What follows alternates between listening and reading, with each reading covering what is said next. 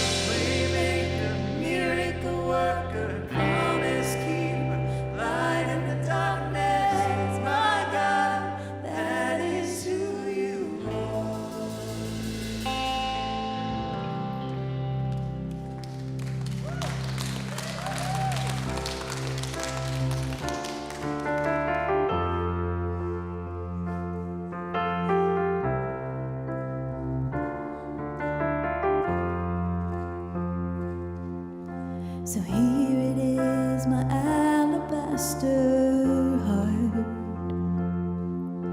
I'm keeping nothing back from who you are.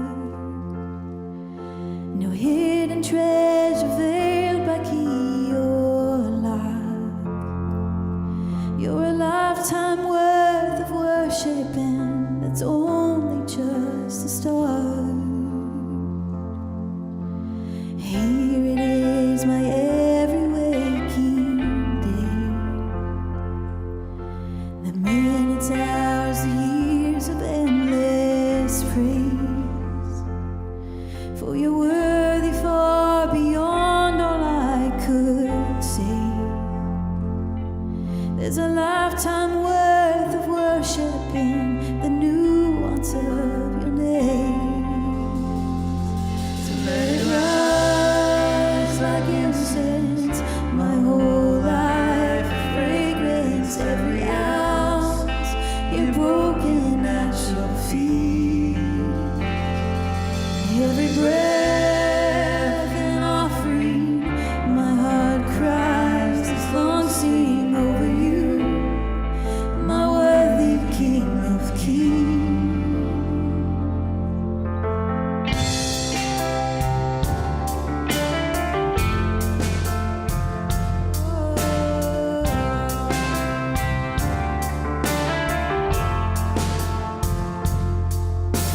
There it is, your alabaster cross, giving all you are for all I'm not. I can't believe that's the kind of king you are. How could I not bring a lifetime worth of worship to God? So let it rise like incense, my whole life a fragrance, every ounce you're broken at your feet. Every breath an offering, my heart cries this long sing over you, my worthy King of Kings. So let it rise, so let it rise like incense, my whole life fragrance, every ounce you're broken at your feet. Every breath an offering, my heart cries this long sing over you, my worthy King of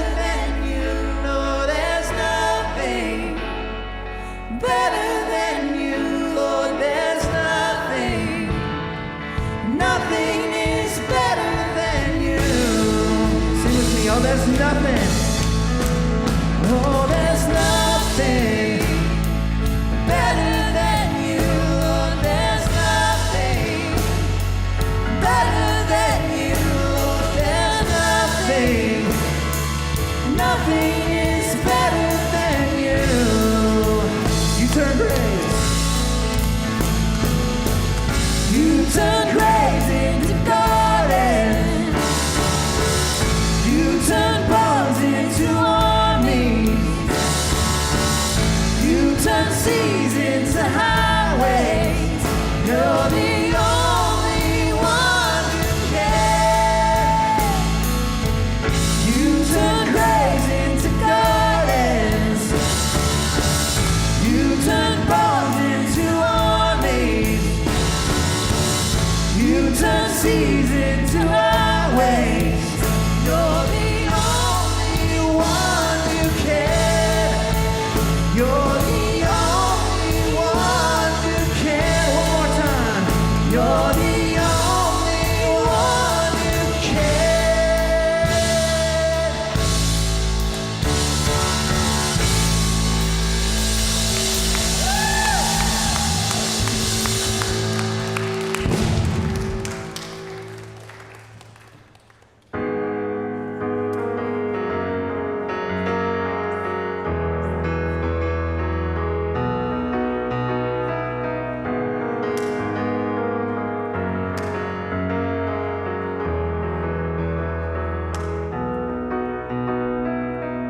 Before I spoke a word, you were singing over me. You've been so, so good to me. Before I took a breath, you breathed your life in me. You've been so, so kind to me.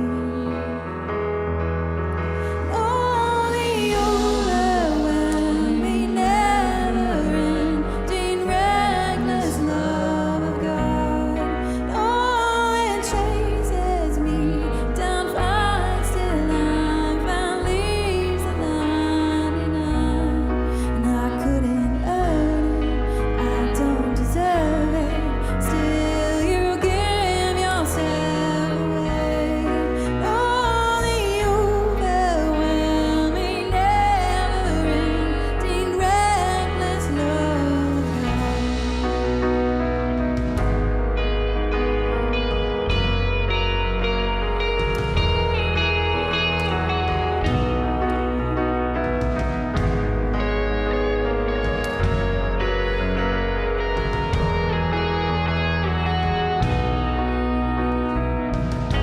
I was your foe, still your love fought for me. You've been so, so good to me. When I felt no worth, you paid it all for me. Yes, you did. You've been so, so kind to me. And all the overwhelming, never-ending, reckless love of God. Oh, it chases me down, fights till I'm found, leaves the 99. And I couldn't earn it, I don't deserve it. Still, you give yourself away.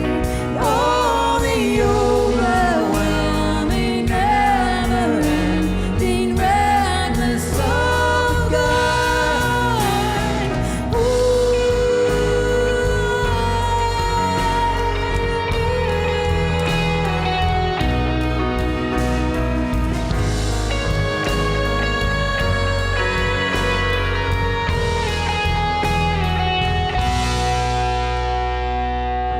So shadow you will light up, mountain you will climb up, coming after me.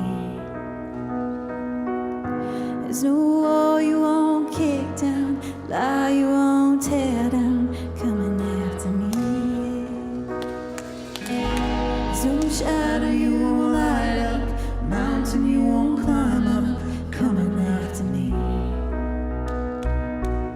There's no wall you won't kick down, lie you won't tear down, coming after me. There's no shadow you won't light up, mountain you won't climb up, coming after me.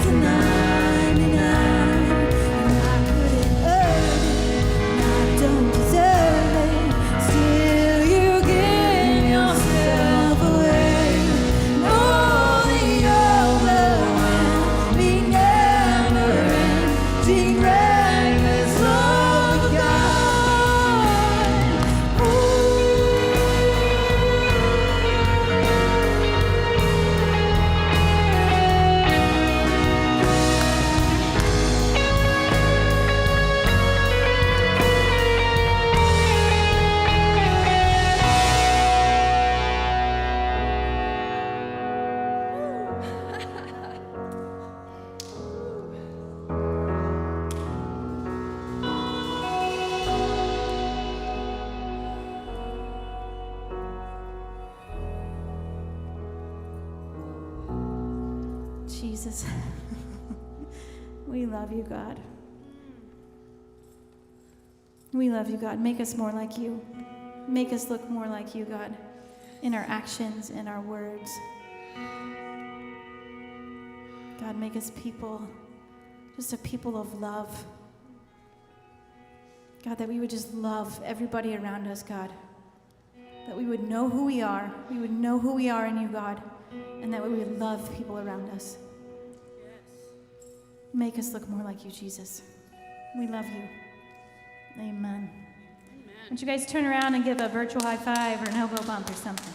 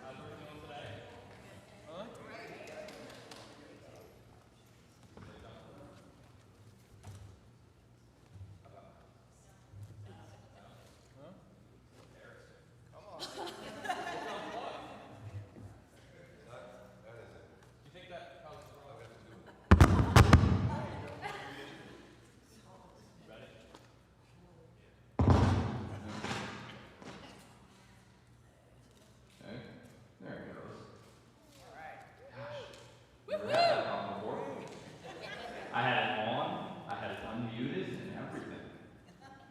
All right, so I'm going to pray, and we're going to have those that are taking the offering come up, and then we'll get started. God, thank you for today, and thank you that we could all be here. Thank you that we could come out. Please help us stay safe. Please bless the offering that we're taking up for you today and use it for your kingdom. Amen. So a couple things I will say about offering as you're preparing to give it. Keep in mind, we've got all kinds of things we're trying to do around here still. We've done a lot of upgrades to equipment just to keep things going, to keep things online. So if you are at home and you're not here, remember, you can go on the app, I believe, to sign up. You can go on the website to sign up to give, and you can do push pay. Personally, for me, I do push pay. It keeps me from forgetting to give. And it's really cool because the first I started doing it, I kind of thought, well, I want to physically feel like I'm giving my offering when I go to give it, and I wanted that. But what push pay does that helps me out is it does send me an email that says, hey, Your giving is completed, you've done this, and so then I have that feeling that, okay, I've given my money and I recognize that I'm doing that. So in a time where we all can't be here and be together, that makes it really easy, but also it does keep you in that frame of mind and does have you in that active, I'm giving, I'm still doing this. So I would encourage you, if you aren't doing it, to do that as well, even if you're a little bit opposed to it because you like that physical act of giving. All right, so it's been a little while since I've been up here.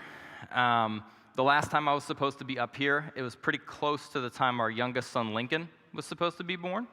It was a few weeks, and I told Denise when she asked me, she said, Ryan's going to be gone. I said, I would love to.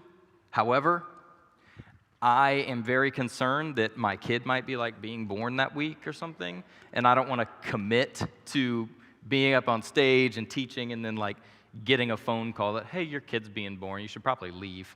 So luckily that week I was supposed to be here, he didn't come, but I still wanted to make sure I was prepared and ready to go. So he's 9 months old now, he's doing good, he has like 5 teeth and he's crazy standing up and everything, but it's good. So as you all know, things have definitely been chaotic, hectic, really crazy in the world lately, and I think all of us have different reactions to that. So we all have different levels of working through everything. Some of us just kind of like me, kind of went a little crazy. I downloaded TikTok. It's a problem, okay? Those of you that know, you're laughing about it, and I'm like, why did I do this? But I'm going to keep flipping. These videos are so stupid. I'm going to keep watching them, and I don't know why. But it, send help, please. So no matter what your reaction has been, no matter what you've done to be the same, to be different, to change, the bottom line is the Bible has something to say about that, has something to say about your reaction, what you've done, what you're doing, what you're seeing other people do. And I want to explore that a little bit today. So we're going to start off today with a little bit of participation from you.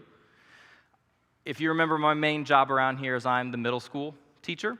So every week I'm on Facebook. If you haven't seen me on there, teaching the middle school kids. I'm sitting in a room in my house. Usually there are all the small children wandering in the door and saying, hey, Dad, what are you doing? And I say, oh, hey, buddy, come on, say hi to everybody. And then we kind of move on. Just like at work when I have a meeting and they wander in, I just, hey, everybody, here's my kid. Say hi. And then they say hi. And usually my kids have like half their clothes on and say, no, it's fine. They always just run around in their underwear. They're, little boys. That's what they do. So what are you gonna do? So I haven't been able to do some of the things with middle school students that I've done normally since all this started. I've been virtual and everything, so I haven't seen people and taught people in person since like March, I think. Is that right? March? Yeah. So I'm going to need a few volunteers, and I'll tell you what you're going to do before we volunteer so that you can judge whether it's right for you. So one of the items that you're going to have to do is you're going to have to eat some Reese cups. You can see here. So if you don't like Reese cups or aren't volunteering for that, then we're going to say that's not for you. So I'm going to need 4 people in total. I already saw 2 hands go up back here. So if the 2 of you that volunteered, if you want to come up and stand kind of separate, somebody's coughing over there, and I'll hand you, and we got one more. Do I have one more or no? It's okay. We can just do 3, and then I'll eat the rest when I get home. Oh, we have 4. Awesome. So make sure you keep yourselves 6 feet apart. So, and I mean, you already get a prize for volunteering, right? And I bought these fresh this morning at the UDF in Harrison, so it's fantastic. So I'm going to tell you what to do. All right. So you're going to open up your package of Reese's. That's the obvious next step, right? There's 4 in there. I bought the king size this morning because I went in there, and they were like 2 for $4, and I was like, well, I only need 2 Reese cups each, but then they get 2 extra, and it's fine. And then I got 8 cents off a gallon of gas for each 2 I bought, so I was like, sweet, this is a good deal for me. I'm going to buy these. All right, so first step, what you're going to do, you are going to grab the first Reese cup out of there, and you are going to, you can eat it in a minute. As soon as everybody's ready, I want you all, and everybody needs to watch what these people are doing up here, okay? I want each of you to eat your first Reese cup in the most fun way that you can imagine. And we're all going to vote on the most fun way. So let's watch. Angie's dancing. Juna's also running around and dancing. Ate one whole, perfect. She's like, I'm glad I came to church today. We got Reese's. All right, so let's vote. Angie's not done, but we're going to vote anyway. She's taking too long. Denise said I have a time limit today, but I was like, there's only one service. Can't I just talk as long as I want? All right, she said no. I mean, nobody eats lunch until noon. I've got an hour and a half. It's fine. I'm kidding. All right, so what we're going to do is we're going to vote by cheering for who we think ate it the most fun way. So we're going to start here. All right. I got a no. Whoa.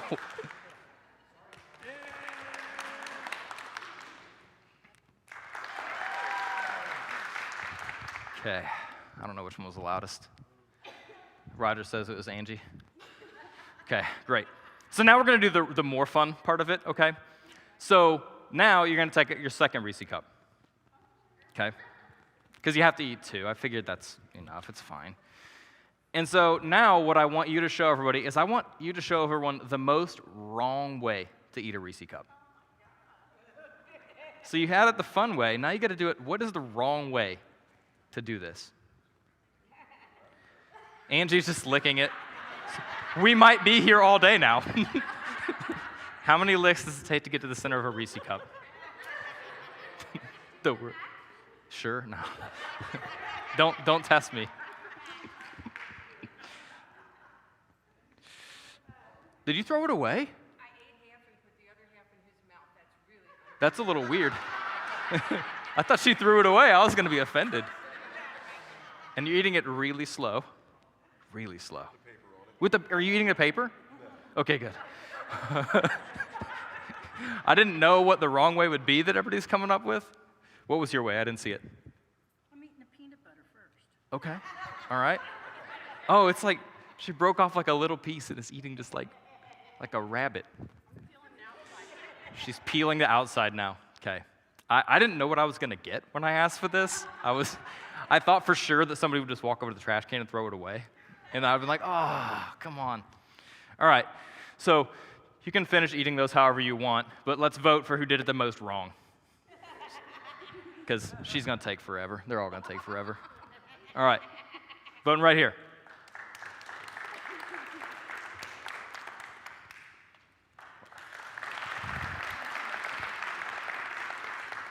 Right here. And right here. Okay, she did it the most wrong, apparently. All right, you all can go sit down, and so your prize for playing the game is you get 2 more Reese cups in there. It's fantastic. Thank you. I appreciate it. So, personally, I think the most right way to eat a Reese's is, and Ryan, if he's watching this, he's going to be really mad at me because I heard this morning that he completely disagrees with me, so it's okay. I feel like the best way to eat a Reese's is if you put it in the fridge and you pull out that cold Reese cup and just like eat it in just one bite. That is the best way to eat a Reese's. Ryan feels that you should never refrigerate chocolate, okay? He's completely against it. He would eat like a fistful of like melty Reese cups before he would put it in the fridge and eat it. And I'm like, you know what? It's whatever, man. That's for you. I'm not doing that. I will eat the cold Reese's every single time. So, kind of fun, right? We don't do anything like that very often, but that's what we do in middle school sometimes. We do weird, crazy things. That's not even close to as crazy as we do. And I'll tell you, when we do stuff like this with middle school students, they all like fight each other to get up here. So I was a little worried. I was like, how many Reese cups am I going to need? Like, are these people going to fight each other too? I don't want that. I don't want fights in church, okay? We don't need that. So it's fun to do things like that, right? But you might wonder, well, why the heck are we eating Reese's in church? Why are we bringing these poor people up here and embarrassing them in front of everyone? They volunteered, okay? So there's a lesson to be learned in that. That's a shocker, right? I did something for a purpose in church. So can anybody tell me, what is the Reese's slogan? What is it? What do they say? Thank you, Greg. There's no wrong way to eat a Reese's. Huh. So there's something to that. There's something to that we're going to talk about today. And that's kind of, in a strange, weird way, the big idea that I want to get across.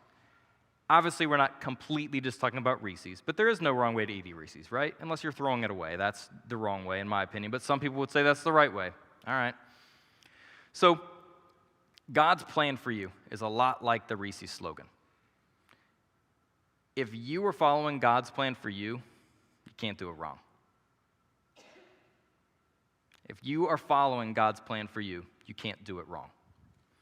So as long as you're eating that Reese's, again, and not throwing it in the trash, I want to reiterate, that is the wrong way to eat a Reese's. You can't do it wrong, right? If you're trying to lick it the whole way, like Angie was, if you bite half of it and give it to your spouse, it's not wrong. It's weird, but it's not wrong, right? If you eat it like little, it's love, yeah. If you eat it little pieces at a time, it's not wrong. You're still eating the Reese's. So they're all doing it their own way, right? And all the right ways to eat a Reese's, you notice they all kind of did it a little different, right? So you've listened to me talk a little bit around here. I've been up here a few times now. And one of the things that I really, really like to do is I like to take kind of big passages of Scripture, and I like to read through them with you all. So I think it's important. I think there's a lot from really taking in what it says exactly and listening to it. And I think there's some really key verses surrounding what I want to talk about today that we need to hit beforehand. So when you're reading the Bible, one of the things that I've learned is that you pick out a passage, you hear something, you really like it, and you're like, wow, this is a great verse. One of the things you really need to do is go back before that. Read the whole section before that. Why are they saying this? What's going on around it? And then also maybe read a little bit after it. Because in a lot of these key verses that we look at, we say, oh, this is really awesome. It means something really cool. But then you read the verses before it. You read the verses after it, and you kind of have that verse stuck in the middle, and then it becomes a lot more meaningful. It becomes something that is more than just John 3:16 or Philippians 4:13. Those verses all have a great meaning if you just look at them like a quote. But when you read the whole space around it, you're like, oh, okay, that's what they're talking about. That's what they mean, and it means so much more to you. So, the verses that I'm going to read today, I'm going to start, and we are going to read the chapter of Hebrews 11. So if you got a Bible, got your phone, go ahead and open that up if you want to follow along. I know it's going to be up on the screen as well. But I'm going to read the entire chapter of Hebrews 11. Where I'm going to focus today is in Hebrews 12. There's some verses that I really like there that I want to touch on. But it's so important to read what Hebrews 11 says beforehand, because that is what is detailing what's coming up, okay? So Hebrews 11, it's the chapter we call the Hall of Faith, right? So really important, really good chapter. We hear it a lot. So we're going to really quickly see what some pretty cool people in the Bible did. So Hebrews 11. That's going to fall down. So, now faith is confidence in what we hope for and assurance about what we do not see. This is what the ancients were commended for. By faith, we understand that the universe was formed at God's command, so that what is seen was not made out of what was visible. By faith, Abel brought God a better offering than Cain did. By faith, he was commended as righteous when God spoke well of his offerings. And by faith, Abel still speaks, even though he is dead. By faith, Enoch was taken from this life so that he did not experience death. He could not be found because God had taken him away. For before he was taken, he was commended as one who pleased God. And without faith, it is impossible to please God, because anyone who comes to him must believe that he exists and that he rewards those who earnestly seek him. By faith, Noah, when warned about things not yet seen, in holy fear built an ark to save his family. By his faith, he condemned the world and became the heir of the righteousness that is in keeping with our faith. By faith, Abraham, when called to go to a place he would later receive his inheritance, obeyed and went, even though he did not know where he was going. By faith, he made his home in the promised land like a stranger in a foreign country. He lived in tents, as did Isaac and Jacob, who were heirs with him of the same promise. For he was looking forward to the city with foundations, whose architect and builder is God. And by faith, even Sarah, who was past childbearing age, was unable to bear children because she considered him faithful who had made the promise. And so from this one man, and he as good as dead, came descendants as numerous as the stars in the sky and as countless as the sand on the seashore. All these people were still living by faith when they died. They did not receive the things promised. They only saw them and welcomed from a distance, admitting that they were foreigners and strangers on the earth. People who say such things show that they are looking for a country of their own. If they had been thinking of the country they had left, they would have had the opportunity to return. Instead, they were longing for a better country, a heavenly one. Therefore, God is not ashamed to be called their God, for he has prepared a city for them. By faith, Abraham, when God tested him, offered Isaac as a sacrifice. He who had embraced the promises was about to sacrifice his one and only son, even though God had said to him, "It is through Isaac that your offspring will be reckoned." Abraham reasoned that God could even raise the dead. And so, in a manner of speaking, he did receive Isaac back from the dead. By faith, Isaac blessed Jacob and Esau in regard to their future. By faith, Jacob, when he was dying, blessed each of Joseph's sons and worshipped as he leaned on top of his staff. By faith, Jacob, when he was dying, blessed each of Joseph's sons and worshipped as he leaned on the top of his staff. By faith, Joseph, when his end was near, spoke about the exodus of the Israelites from Egypt and gave instructions concerning the burial of his bones. By faith, Moses' parents hid him for 3 months after he was born because they saw he was no ordinary child and they were not afraid of the king's edict. By faith, Moses, when he had grown up, refused to be known as the son of Pharaoh's daughter. He chose to be mistreated along with the people of God rather than to enjoy the fleeting pleasures of sin. He regarded disgrace for the sake of Christ as of greater value than the treasures of Egypt, because he was looking ahead to his reward. By faith, he left Egypt, not fearing the king's anger. He persevered because he saw him who was invisible. By faith, he kept the Passover and the application of blood so that the destroyer of the firstborn would not touch the firstborn of Israel. By faith, the people passed through the Red Sea as on dry land, but when the Egyptians tried to do so, they were drowned. By faith, the walls of Jericho fell after the army had marched around them for 7 days. By faith, the prostitute Rahab, because she had welcomed the spies, was not killed with those who were disobedient.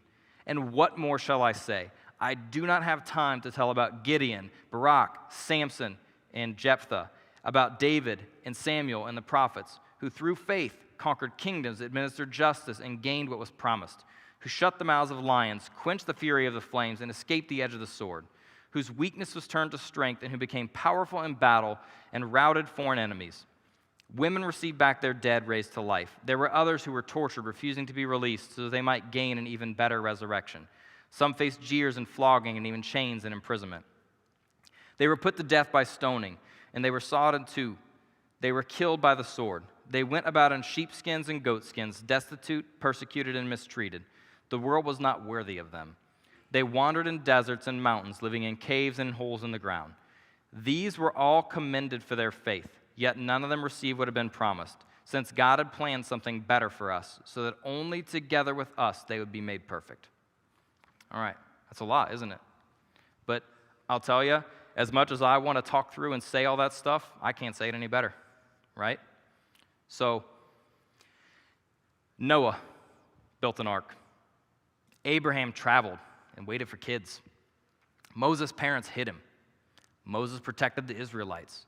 Rahab welcomed the spies. So many more did so many things. Why? Why'd they do all that stuff? I mean, when you're looking at it, nobody got what they were promised to get. It says it right in there. A lot of people got really bad things in return for what they did. So why? What did they get out of this? Why would they do it? So if you pay attention, they got something better. They got something better than a reward of maybe going to the promised land. They got something better than the reward of having a kid at a reasonable age instead of having a kid when you're like 100 years old, right? They got something better. God had bigger plans for all these people so that only together with us would they be made perfect. Only following these plans would things be made perfect. So all these things work together for our good and everybody who participated in this. Would we be where we are if Moses didn't do what he did, if Moses' parents didn't do what he did, if, the right people didn't do the right things, if Abraham didn't do what God wanted him to do, would we be where we are? It'd be different, right? Everything in history, there's a path, right? And if one thing happens, the path's going to go a certain way. And following God's plan, there's a path, right? So let's move on a little bit from this, and let's move in to what I really, really want to focus on today, and that's Hebrews 12, 1 through 3. So I'm going to read this out loud as well. Therefore, since we are surrounded by such a great cloud of witnesses, let us throw off everything that hinders and the sin that so easily entangles. And let us run with perseverance the race marked out for us, fixing our eyes on Jesus, the pioneer and perfecter of faith. For the joy set before him, he endured the cross, scorning its shame, and sat down at the right hand of the throne of God.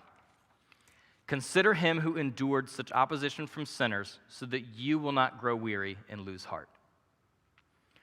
So we've got this great transition here, right? So we spend all of Hebrews 11 saying all these people, what they did, and how awesome they were. And then Hebrews 12, we say, okay, Jesus. So we flip a little bit, because you look at Hebrews 11, didn't really talk about him at all. You come into Hebrews 12 and it says, here's what Jesus did. Here was his plan, here's what he gave up, and here's what he got. And here's why. So it says we are surrounded by great witnesses who showed us the way. Let's get rid of everything else that gets in our way. So you go back to Hebrews 11, right? Who are the great witnesses? Well, look at all the great witnesses we have. Just there in that chapter. And in that chapter, he didn't even get into half the people that he could have gotten into. You see, he talked about, a huge list of names, didn't even tell their stories. He said, I don't even have time for this, because there's so many places you can see this and see what to do. So, have any of you ever completed an obstacle course? Raise your hand if you've ever done any kind of obstacle course, even as a kid. Most of us, right? Is everybody familiar with an obstacle course? Right? You understand that, right? You see them on TV, people do all that, I don't know what the shows are, Ninja Warrior, and there's that Floor is Lava show now that people watch the whole episode in a day, or the whole season in a day. So how easy in an obstacle course would it be just to say, cool, I'm just going to go around all this stuff and just go to the finish line? How easy would that be? It'd be really easy, right? If you were running an obstacle course and you went around all the obstacles, didn't do a single obstacle, would you probably beat almost anybody in a race to the finish line if they went through the obstacle course? Yeah, right?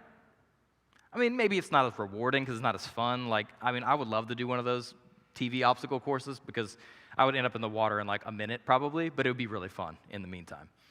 So I know I would be so much faster, so much better with all the obstacles out of the way, right? Follow an easier path. It's right there. That's the way to go. If I want to walk out of this room, I might go down this aisle instead of crawling all over the chairs. You guys would probably appreciate that. So we are called to run with perseverance the race marked out for us. And I think that's really important. A lot of times what we do when we read this verse, and again, this is a verse, we're going to run the race with perseverance. It's a race that a verse that most people have heard, and it's kind of in your brain. It's one of those, when you're a kid, it's a good memory verse. I'm sure Dan has little kids memorize that with the small kids. Most of them know that. But do they think about the perseverance and the race marked out for us? Right? Think about that. Think about the race marked out for you. Not just running a race, because we can all run a race, right? But what's your race? So, as you all probably know, I like to run, I enjoy it, and I like to race as well. So, anytime you are running a race, there's strategy to it, period. No matter if it's a marathon, no matter if it's a sprint, there is a strategy. Those of you that don't run, you're probably like, what? You just put one foot in front of the other, and you run kind of fast or run kind of slow, whatever you feel like doing, right? So, when I was in high school, my specialty in track was the 800-meter run. So, that is the most difficult race in track. I promise you, I'm not lying just because I did it, but it is. Because it's 2 laps around the track. It's not quite a sprint, but it's not quite like a thing where you're going to like pace yourself and run as well. So there's not a lot of margin for error when you're competing in a race like this. So I was really good at it. Not trying to brag, but I was good, okay? In my senior year in high school, I was competing at our regional meet to try to earn a spot at the state meet, and that was my goal, is to get to to make a spot in the state meet. I was not going to win the state meet. I was not that good. I was good, but like there were people way better than me, and that was fine. But that was my goal, is to get there, okay? So I was seeded pretty highly in the race. I was expected to advance. Like looking at my competition, I was in the top 3, and you need to be in the top 3 to make it. So I was confident, right? But I knew that it was going to be tough because everybody that got there had to qualify for it just like I did. And I had to run hard in that race, but I also had to be smart. So I came up with a plan before the race, okay? So in a big race, controlling your adrenaline is a battle. Just like anything you do where you can kind of get nervous about it, controlling yourself, controlling what you're thinking, what you're doing, calming down, it's really important. Because if you're running a race like that, and a lot of people do this, they take off just like a rabbit. They're like way ahead of everyone, and you're like, that guy is dumb. I'm going to beat him because he's going to get tired, slow down, and fade out. So you don't worry about people like that. Sometimes in those big races, people take a big risk, right? And so you may see them coming out in front of everyone, in first place. They're that person that's way out ahead of everyone. You're like, okay, they're taking a risk because they know they can't win unless they just like run out of their mind and do this. You see it a lot like in sports where there's 2 mismatched teams, and in the first half of a basketball game, there's a team that's no business winning the game. They're like right in it, and they're trying really hard, but then the second half comes, and they just get destroyed. You see it a lot of times in like the NCAA basketball tournament. There's like a 1 seed playing a 16 seed, right? You're just like, wow, this is a close game. And you're like, nope, no, it wasn't. They lost by 40 points, right? Because they faded out. They gave it all they had for the first half, and it just wasn't enough in the second half. So that happens a lot in running races as well. So here was my plan, right? It was all based on pacing. This is the race set out for me. I had faith in this plan because I knew it was a good one. I stayed in last place in this race for the first 500 meters of 800 meters. And I was cool with it. I said, hey, this is my plan. I'm running right on pace. I'm doing exactly what I should be doing. But I'm in last place. Well, what the heck? Did I panic? Did I freak out? No. Because I know what I'm doing, and I know the race that's set out for me. So my plan was, at 500 meters into the race, which, if you're not super familiar with the track, so you get to the start-finish line kind of here, and then you're running around the curve, that's 400 to 500 meters, and the back straightaway on the track is where I decided to make my move. That's smart, because then I'm not running extra distance by passing people on a curve, right? Because that's not very smart. You don't want to run further than you have to. So around to that corner, I jumped out into lane 2. I passed everybody in probably 50 meters because you're all pretty close together, and I took the lead. At 600 meters into the race, right before that curve, I cut back to the inside. I was in the lead. I led until about the last 50 meters of the race. I got passed by 2 guys that completely deserved to beat me, and I finished third, and I achieved my goal, and I made it to the state meet. I ran my best time. Okay? So I was in last place, though, for almost the whole race. Well, that doesn't make any sense. Well, no, that was my race. That was my strategy and my race that I needed to run. I had to completely resist the temptation to run somebody else's race. That is so hard, okay? When you are doing something really important and you see somebody doing that thing way better than you, it is extremely tempting to say, I need to try to do it the way that they're doing it, because they're doing better than me. So that is something that you really have to consider and really think about when you're running or when you're doing anything, right? Because I didn't want to lose. I had a lot, not personally, like other than pride, riding on that race, but I wanted to be where I was, and I wanted to earn that spot. And I had to figure out how to do it.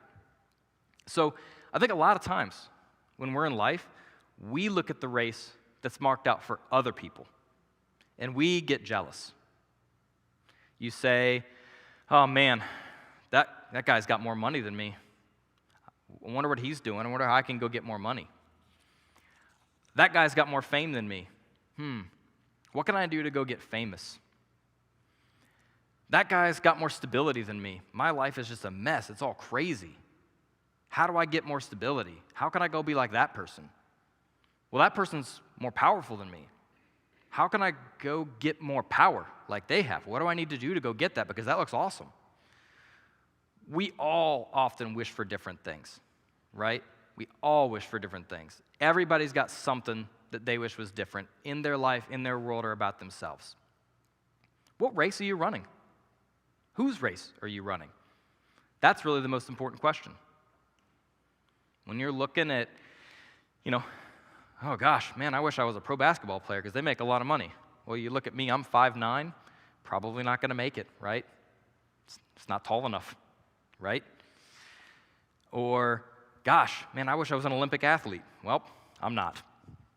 I mean, I enjoy running, but those dudes that run 4-minute miles, it's way faster than me, way faster than I'll ever be.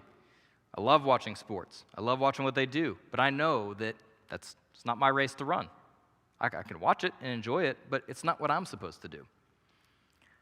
I want you to take a minute and really think about and really consider that question.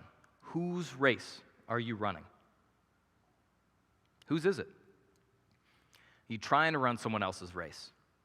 So if we go back to my example of running that race in track, it may work for a little while to run someone else's race.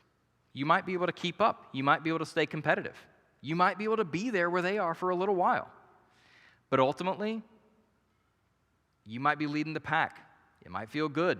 But sooner or later, if you're not running your race, you're going to fade out. It won't be good, right? You'll crash and burn, and you'll end up being the person that's walking to the finish line because you didn't run your race. You didn't make it in the right way. We all want to win, right? We all want to win at life. We all want to do well. We all want things to go well for us. But I think what going well looks like and what good is or what good looks like is different for all of us. It's very different.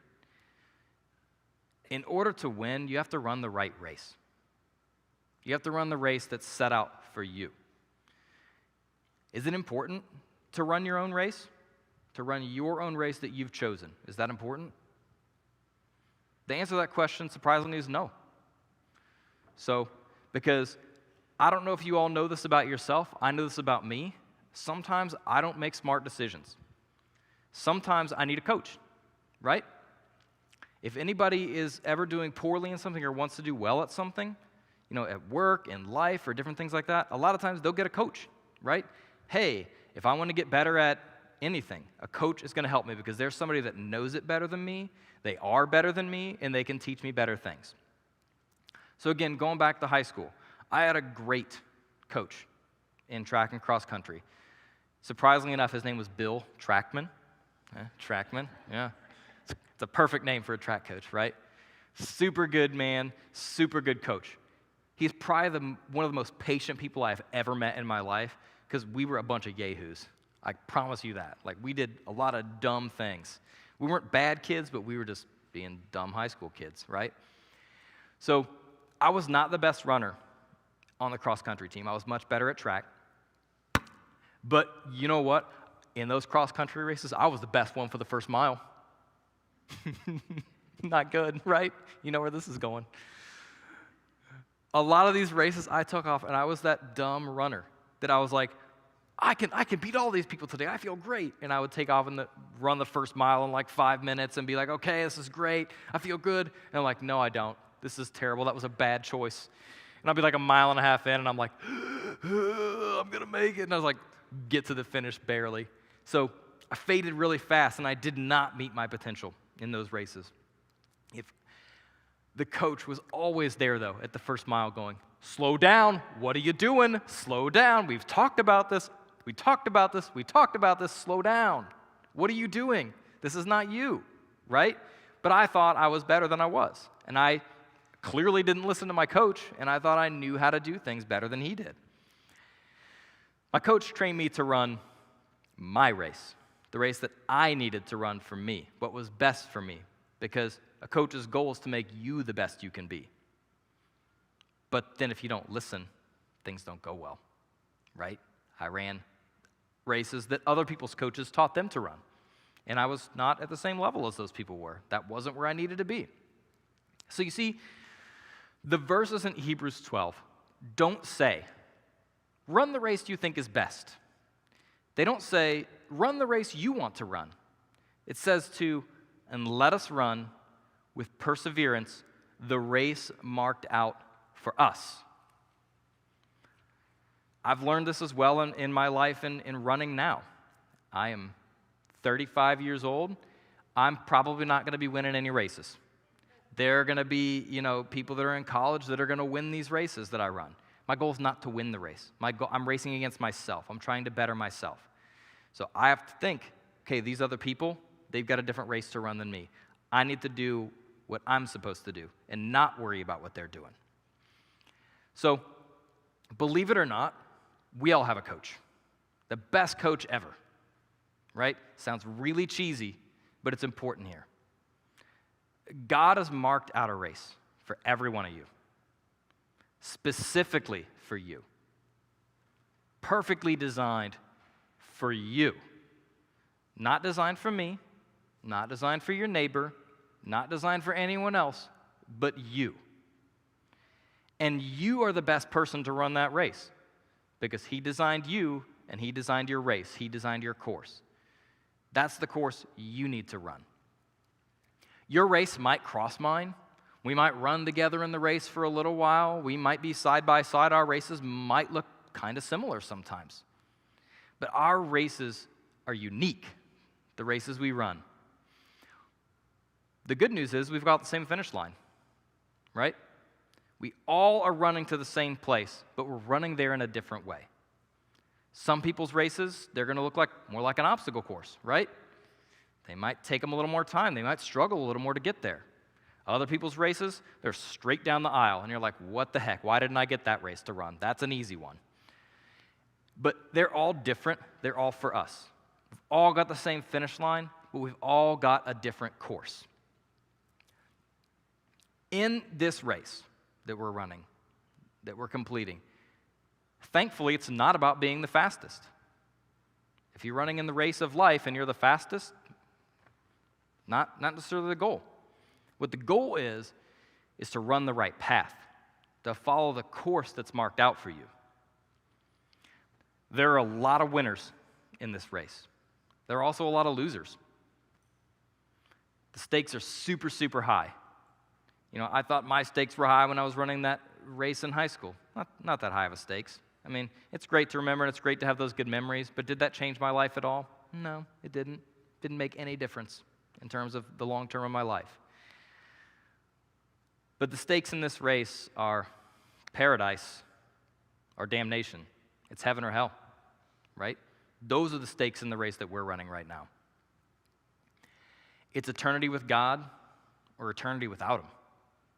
It's way more important than going out for a run and trying to win a race like that.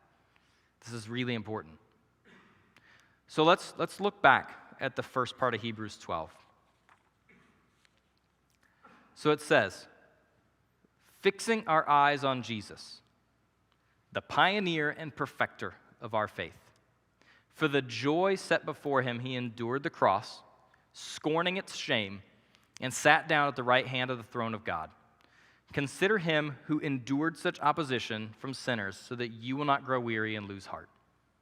Look at what our coach did for us. He sacrificed all so that we could have the ultimate example of faith. He showed us if we follow the path he created for us, we can finish the race with him and win with him. Will it be easy? Nope. Will it be worth it? Absolutely. So don't lose heart. Listen to your coach and you can win. So we all know this. I think the pitfall that comes in is that we often say that we don't feel like the plan marked out for us is good enough. We don't feel like we're anything. Well, I'm not Jesus, I'm not Abraham, I'm not Rahab, I'm not Martin Luther King Jr., I'm not Billy Graham. All those people are better than me. I'm not even as good as my best friend. The answer that their race, to the question, is their race more important than yours? The answer is no. Their race isn't more important than yours. It's super clear in the Bible we've all got a role to play, and they're all really important. So as I wrap up, I want you to hear another set of verses. It's in 1 Corinthians 12, verses 12 through 26. Paul's talking about spiritual gifts right before this, and there's a lot of concern about what was better than the other. So it says, just as one body, or just as a body, though one, has many parts, but all its many parts form one body, so it is with Christ. For we were all baptized by one Spirit, so as to form one body, whether Jews or Gentiles, slave or free. And we were all given the one Spirit to drink. Even so, the body is not made up of one part, but of many. Now, if the foot should say, because I'm not a hand, I don't belong to the body, it would not for that reason stop being a part of the body. And if the ear should say, because I'm not an eye, I don't belong to the body, it would not for that reason stop being part of the body. If the whole body were an eye, where would the sense of hearing be? If the whole body were an ear, where would the sense of smell be? But in fact, God has placed the parts of the body, every one of them, just as He wanted them to be. If they were all one part, what would the body be? As it is, there are many parts but one body. The eye cannot say to the hand, I don't need you, and the head cannot say to the feet, I don't need you. On the contrary, those parts of the body that seem to be weaker are indispensable, and the parts that we think are less honorable we treat with special honor. And the parts that are unpresentable are treated with special modesty, while our presentable parts need no special treatment. But God has put the body together, giving greater honor to the parts that lacked it, so that there should be no division in the body, but that its parts should have equal concern for each other. If one part suffers, every part suffers with it. If one part is honored, every part rejoices with it. We all have a role to play. We have a role that we're best suited to play, and that we are fearfully and wonderfully made for. I'm not made to play your role any more than you're made to play mine. Who in here has a butt? Everybody? Probably, yeah, I do. Promise. So, what would you do without it? It would really hurt to sit down, right? Or you might not be able to, because could I don't know, right? So, it's pretty important. It doesn't get much honor, but it's really important. Or, your little toe, right? Everybody probably has them, but who cares about it, right? But your thumb, man, I wish I was a thumb and not a little toe, because it's really important. It does a lot of good stuff. So the body of Christ is that way, right? Every part of your body has a role to play, just like everybody has a role to play. So where do we go from here? Step one, if you don't know the course, ask the coach. Pray about it. Ask God where you need to go. Spend time with Him. Step two, listen to your coach. Because we all know what happens when you don't listen, right? It doesn't turn out well. Listen to what God says and do it. It's really simple, but it's really tough. From here today, the thing I want you to think about is about the race that you were made to run. Don't think about mine. Don't think about anyone else's. Don't worry about the race that everybody else is running. Run your own race. Run the race that God has designed for you. So I'm going to pray, and then the prayer team will come up as well.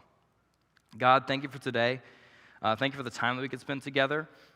Thank you for the words you brought to the people. I hope that you let those be your words and not mine. And if there was anything that I said that wasn't what you would want to say, erase it from people's brains or make it be the way that you want it to be. God, thank you for everything you've done for us, and keep us safe and bring us back safely next week. Amen. Thanks, everybody. See ya.